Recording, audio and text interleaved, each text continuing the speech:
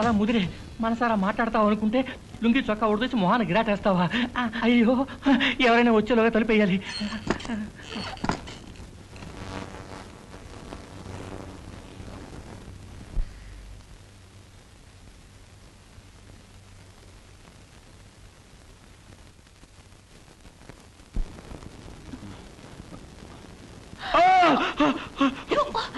అయ్యో పిశాచి, ఎలా ఎలా దెయ్యం దెయ్యం, పిల్ల పిల్ల, నువ్వా?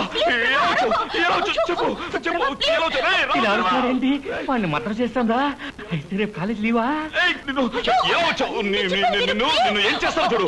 నీ వాడతో చెప్పి నీ భర్త పడతారు.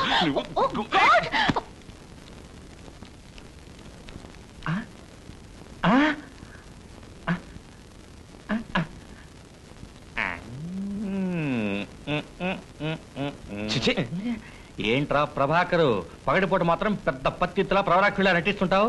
చీకటి పడగానే అమ్మాయిని తీసుకొచ్చి గదిలో పడుకోబెడుతున్నావా? పెద్ద పైలా 25 గాళ్ళ ఉన్నాడే.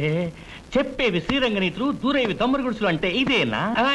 రే శర్మ, లేడీస్ హాస్టల్ వార్డెన్ వస్తుంది. ఆవిడ లేని బిడ్డ. ఏమిటమాది? మీ హాస్టల్ నా రూమ్ వచ్చి పడుకుంది, ఏమేం పట్టించుకోరా?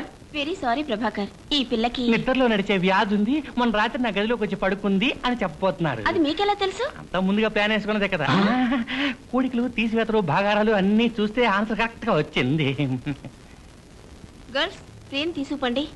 ప్రియా ప్రియా ప్రియా, లే ప్రియా ప్రియా, లే ప్రియా, మెల్లగా.